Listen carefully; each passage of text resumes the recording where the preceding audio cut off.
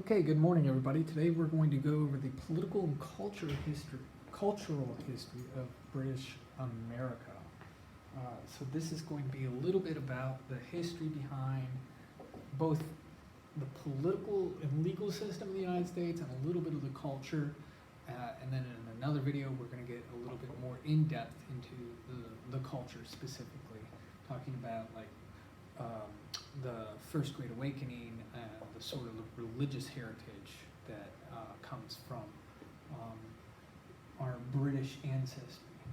So we have a lot of different influences on our legal and political system. A lot of it was based off of Rome and Roman law.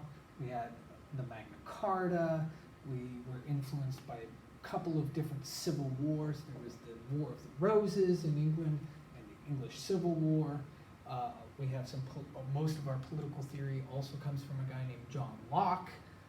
And in addition to that, back in like the Dark Ages in the 600s and everything like that, England was invaded by the Vikings, and so we took a lot of our legal influence from them as well, specifically the idea of trial by jury.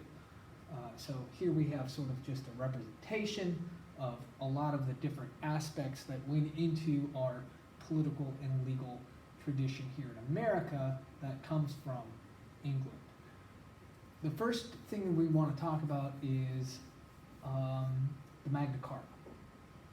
The Magna Carta is really the first time that we see in medieval Europe this idea of separation of powers, which is something that we're going to be going over again in further detail later in the course. The Magna Carta, it separated some powers from the monarchy and gave those powers to the legislative branch. But before we get into that, let's talk about the background of the Magna Carta so that we have the right context. Here we have Richard the Lionheart's coat of arms here. He was the King of England. He went on a crusade called the Third Crusade to try to take back the Holy Land, and this was a very expensive venture. If you've ever seen any Robin Hood show or movie, I don't even care if it's the Disney version with the fox here, it doesn't matter. That whole story is Robin Hood steals from the rich in order to take that money and give it to the poor. All right, but there's a historical context there that most people don't recognize.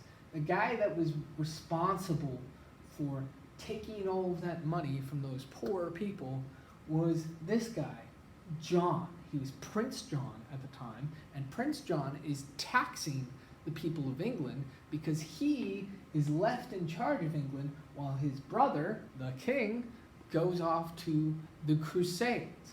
And he's raising taxes because going to war is a very expensive thing to do. All right? And so in order to pay for Richard's crusade, he's got to raise taxes, which makes him not the most popular guy. Hence why he's the villain in the Robin Hood story, because he's the guy who's taking money from everyone, okay? On his way back to England, Richard ends up getting killed by a crossbow in France. And that makes Prince John now King John. And King John has this problem. Nobody likes him because he's been the guy that's been taxing everybody in the absence of his brother, Richard the King. And so what he wants to do is he wants to sort of make a better appearance of himself, a better public persona. He wants people to like him. So one of the ways that you could always get people to like you is if you went to war. And so he decides, hey, I know how to fix my public relations problem. I'll go and I'll declare war on France. Nobody likes France. We'll beat up France. We'll take back Normandy, which is where the English kings came from at this time. And by doing that, everyone will like him. So in order to pay for his war with France, he of course raises taxes. And then does a dismal job at invading France and taking back the land. They lose the war, and the nobles get together and they're like, this isn't going to fly anymore, Johnny, all right? They force him to sign the Magna Carta. And what the Magna Carta says is, we're going to form a council, a group of nobles, and we're going to call ourselves the Parliament. And what the Parliament is going to be able to do is we get to decide whether or not we're going to have taxes raised upon us, all right? This is where, when we get to the American Revolution, the concept of no taxation without representation comes from. You cannot raise taxes unless Parliament votes in favor of raising taxes.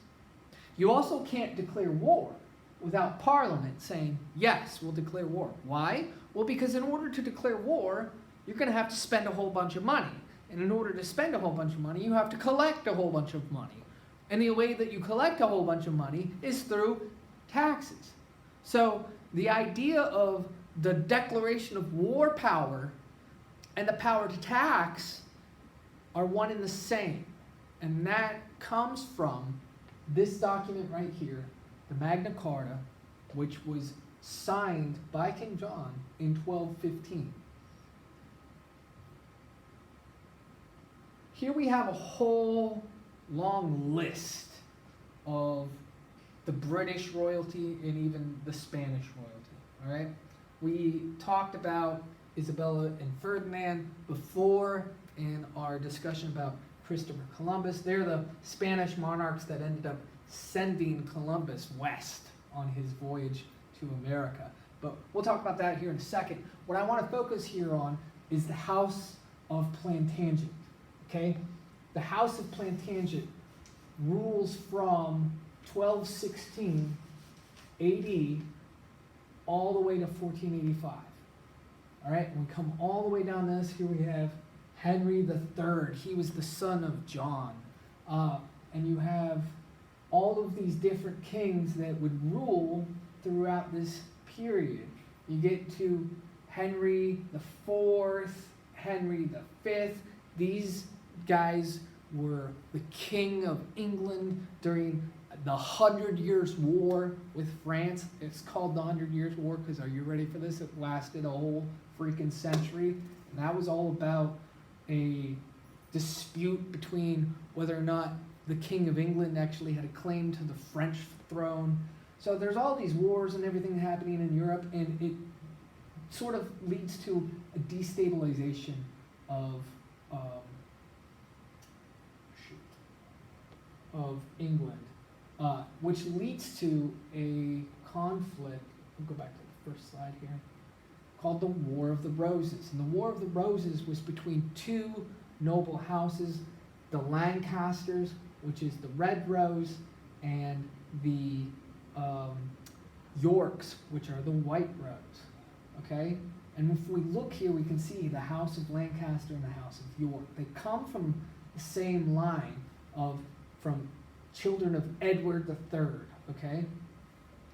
The House of York would overthrow the Lancasters, and they would sit on the throne for a number of years, and then the Lancasters would strike back. Here you have a whole bunch of different kings that are either of the House of Lancaster or the House of York. It's basically a civil war within England between two rival families that had enormous amounts of wealth. They were so wealthy they were able to raise private armies that served those houses. It became ridiculous. Edward IV's kids are locked up in a tower by their uncle, Richard III, who then we pretty much assume that he had them killed. He becomes king. And then you have Henry VII, Henry Tudor. Henry Tudor is going to attack Richard III, and he defeats him at the Battle of Bogsworth Hill in 1485. And when he does it, he basically takes the crown right off of Richard's head, puts it on himself, and declares that, "Hi, it's nice to meet you. I'm Henry VII." He's now King of England. But he's very slick. He's very wise. What he's able to do is he ends up marrying Elizabeth of York. So he's a Lancaster.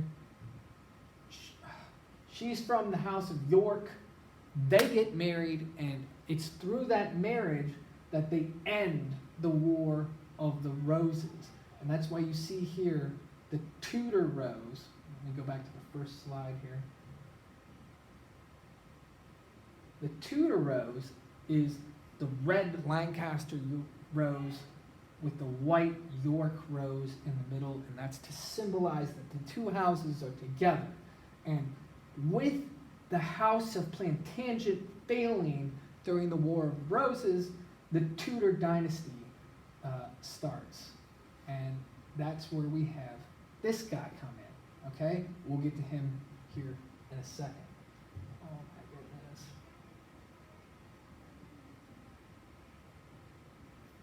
Okay. Henry VII and Elizabeth of York had a number of children, but we're just really going to concentrate on their sons. All right, they had two sons. They had Arthur, who was the eldest, and you had Henry, the second oldest son. Now, remember, we were talking about Isabella and Ferdinand of Spain. They have a number of kids as well, but one of their daughters is Catherine of Aragon. Catherine, their daughter, the Spanish princess, gets married to Arthur, the Prince of Wales. And with her comes an enormous dowry, basically a giant pile of money, okay?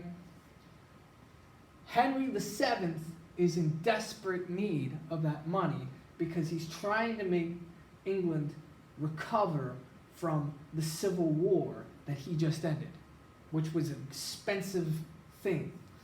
So he's got to have this money, but something terrible happens.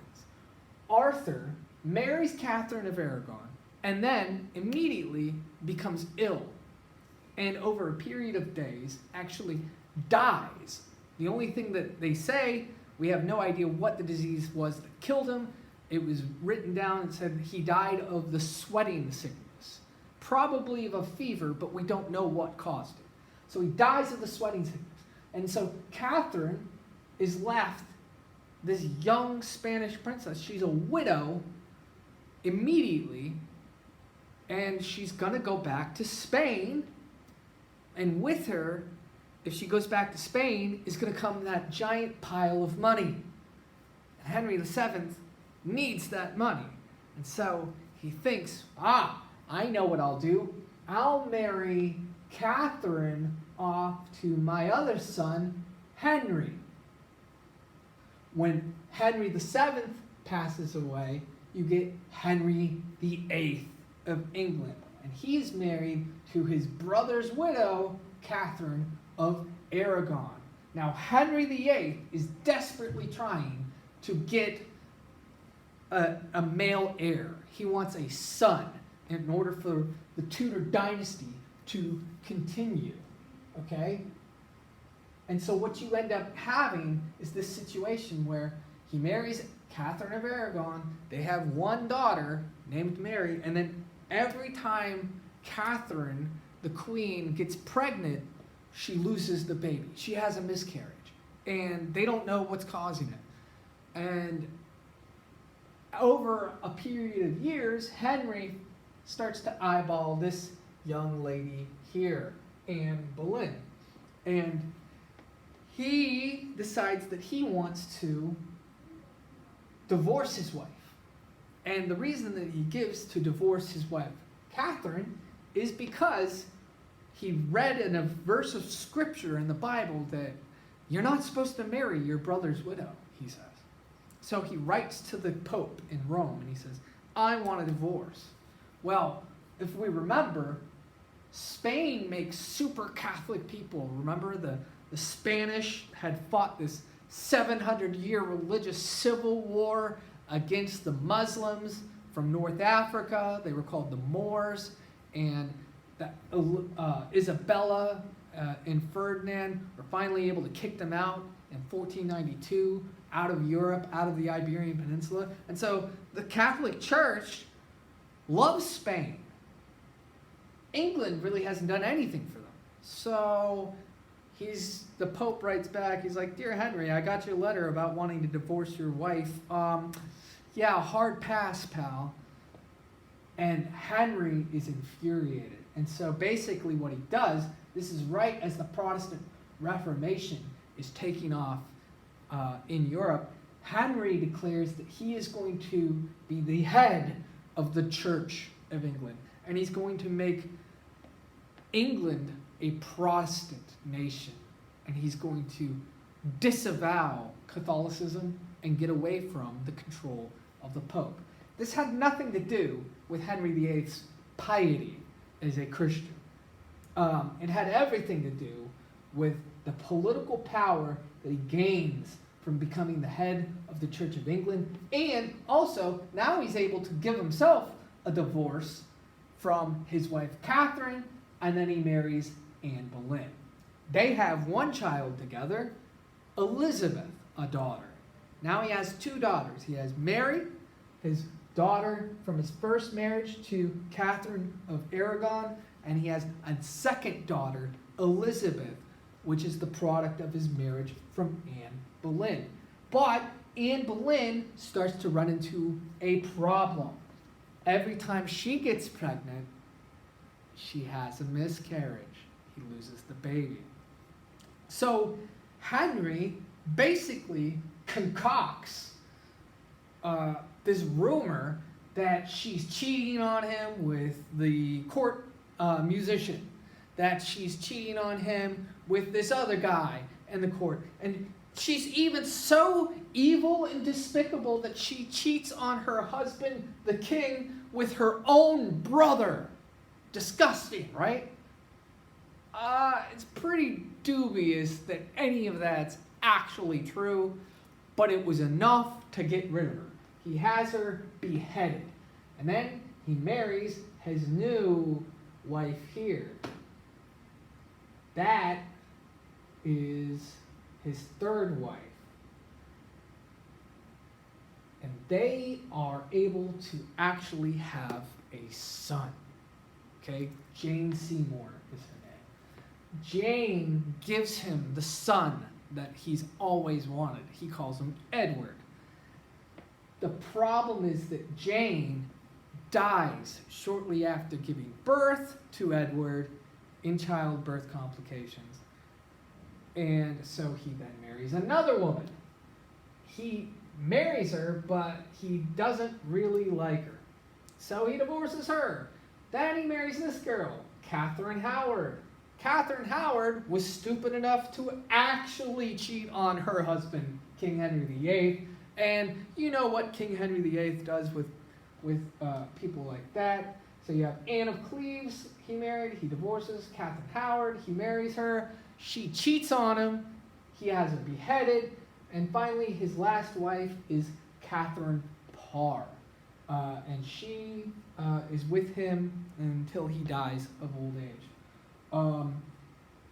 Now, what's interesting about this is Henry passes the Act of Succession. And what the Act of Succession says is he realizes he has only one son, and his son is very sick from childhood all the way through his life. He's a very sickly person. So he has Edward, his son. He is going to take over the throne after his father Henry VIII dies. But if Edward dies without any children, then his oldest sister, Mary of England, Mary Tudor, the product of his first wife, Catherine of Aragon, she's going to become queen. And if she dies without any children, then finally the throne will pass to Elizabeth, the daughter of his second wife, Anne this becomes problematic because shortly after his death, Edward the Sixth comes in and he dies. And he doesn't have any children, which means that Mary Tudor is going to become queen. And Mary is the daughter of Catherine, the Spanish princess. And remember what we said about Spain. Spain makes super Catholics because of the 700-year religious civil war that they just went through. And so she's very Catholic. She's very much against what her father did in making England Protestant. And she decides that she's going to make England Catholic. It's illegal to be a Protestant under Mary's rule. In fact, she's so hardcore Catholic that she decides that she's going to marry the King of Spain, Philip II. Okay? Philip II agrees to marry her. He marries her. He lifts the veil, and he goes, "Oh, you're disgusting," and sails away to Spain and never sees his wife again. What a guy, right? Well, she therefore died childless because her husband lives in Spain and she lives in England, which means that Elizabeth is going to take over the throne of England. Now, when she was queen, when Mary was queen, she got the reputation, you might have heard of her, called Bloody Mary. Why? Because she was so hard on the Protestants. She would burn them at the stake. She would execute them and cut off their heads. She was terrible to people that were Protestant. And so, when Elizabeth takes over, remember, she was raised Protestant. So she becomes a Protestant queen. She makes England Protestant again. But Elizabeth is smarter than all of these other people that we've seen. In fact, I would argue that Elizabeth I is probably the greatest monarch that England has ever had. She's brilliant. What she does is she says, well, I'm going to be Protestant because that's what my conscience tells me that I should do. However, I can't rule over other people's conscience. You have the right, under my rule, to be Catholic if you want to be Catholic, and to be Protestant if you want to be Protestant. But England will be Protestant because I am her queen and I am Protestant. So she allowed for people to be Catholic if they wanted to be. She wasn't going to execute them or burn them at the stake or imprison them or persecute them in any way, shape, or form. She just wanted the rivalry and the violence and conflict to stop between Protestants and Catholics. This, of course, upset her brother-in-law, who actually offered, once his wife died, he offered to marry her. She declined. So then he said, well, actually, nice try, but I'm really the king of England because, I was married to your sister, the Queen of England. And so you trying to take the throne here and trying to make England Protestant, I'm not really okay with because I'm Spanish and I'm super Catholic. So he went out on his campaign, you'll like this, Mecca, make England Catholic again, right? He's going to invade England. He's going to physically take it over, and he's going to force her to abdicate the throne to him, and he's going to make England Catholic again. Or so he thinks. This all goes to crap because he tries to invade an island nation with the largest fleet the world had ever seen up until that point. And England destroys the Spanish Armada in 1588. And the way that they did that was really smart. What they did was they confiscated every single ship that they could. Every merchant ship, every boat, anything that they could get their hands on that floated. And what they did was as the Spanish Armada came sailing in, they lit these ships on fire and sailed them into the giant Spanish ships that couldn't turn fast enough and ended up colliding with the fire ships, and the entire fleet burned to the ground. The only surviving ships that were able to get out of that situation sailed north along England and west along the Irish coast and was hit by a hurricane and shipwrecked in Ireland. So, you have this dynasty that's set up here, okay?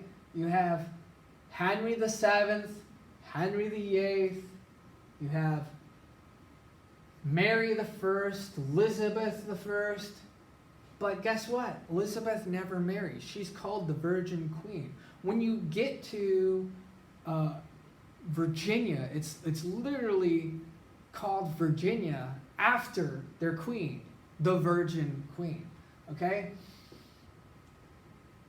Because she dies childless, she goes to her other side of her family. Remember, you had a whole bunch of kids that were born out of this, and Margaret Tudor marries the King of Scotland, James IV, and they have a son named James V of Scotland, okay? He then has a daughter. She's Mary, Queen of Scots. She actually tries to overthrow Elizabeth, and Elizabeth has her head cut off, which makes things awkward when Elizabeth asks Mary's son, Mary, Queen of Scots' son, James VI of Scotland, if he will be the next king of England upon her death. He agrees. And so he becomes James I of Scotland. That's why it's called Jamestown. That's what the King James version of the Bible is named after. This guy, James Stewart of Scotland. He's the King of England. He has a son. We have James VI of Scotland and of Denmark. They produce a son, Charles I. Charlie is going to run into some problems. See, James the First of England, he was Catholic, but he was cool about it. He maintained Elizabeth's policy of letting Protestants be the Protestant and do their thing, and Catholics to be Catholic and do their thing. But Charles I didn't like that. And so when he becomes king, he decides that he's going to reverse things. And he's going to make England Catholic again. Of course, Parliament doesn't like this. And so he tells Parliament, oh yeah, well, I'll tell you what. I don't need you. And he disbands Parliament. Well, they didn't like that. And this basically leads to the English Civil War.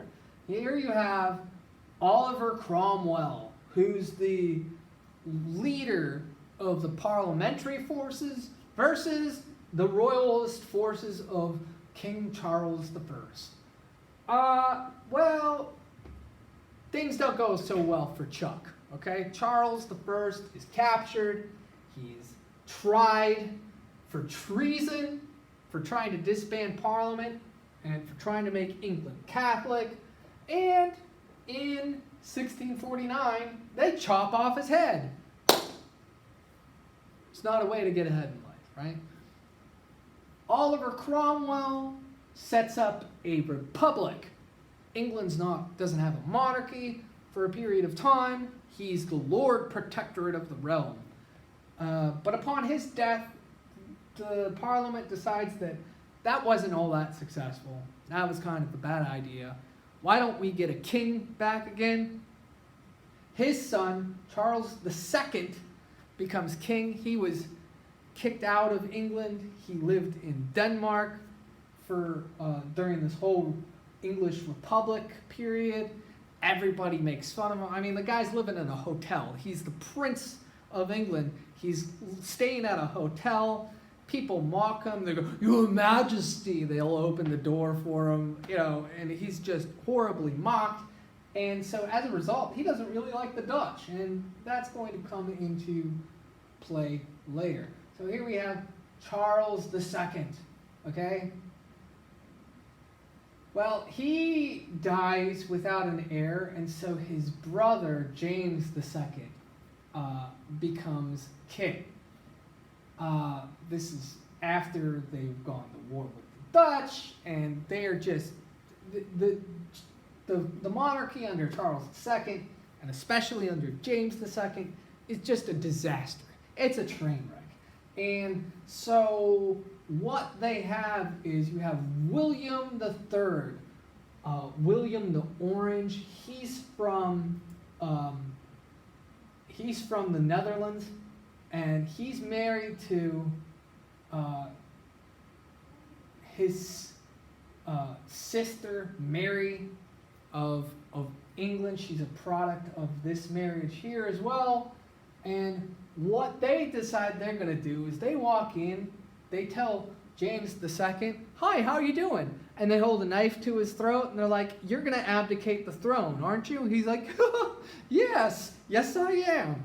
And so he does. And this is what's known as the Glorious Revolution or the Bloodless Revolution. Basically, William and Mary just walk in and take over England. And once they do that, in 1688, they talk to their good friend John Locke, who's this political philosopher. He wrote a treatise on government called the Second Treatise of Government, which is going to be monumentally important to later. It's going to influence the Declaration of Independence, this idea of natural rights of man, that we have, that every person has a God-given right to life, to liberty, and to property, and that you can pursue your happiness, that all men are created in the image of God, and therefore all men are equal, and what makes us equal is these natural rights. Pardon this interruption, KUC. All instructional leaders or anyone that is serving in a leader capacity or instructions, all instructional leaders. What you have then is, this is going to be the last big thing that influences the American, what will become the American system of government. And it's also going to influence the colonies heavily. They really liked this step. They really liked what John Locke had to say. And all during this period of time here, after the execution of Charles I, over in the colonies, nobody cared about the colonies. England was dealing with its own stuff. I mean, you had the English Civil War going on for a number of years.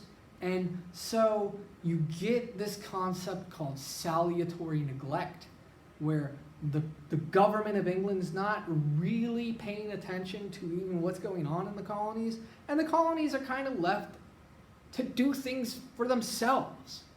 This is where this strong, independent streak of American politics gets its start from. Is that, first of all, it's geographically separated. It's, it's a long way from England. It takes, 2 to 3 months to cross the Atlantic Ocean to get over here, so that you're on your own. And then the government itself kind of has this hands-off approach to the colonies, and so the colonies are left to look after themselves. And it's this independence that is going to play a huge role in the cultural and political development of the colonies. All right. I hope you enjoyed this review. Let me know if you have any questions in the discussion board. Thanks.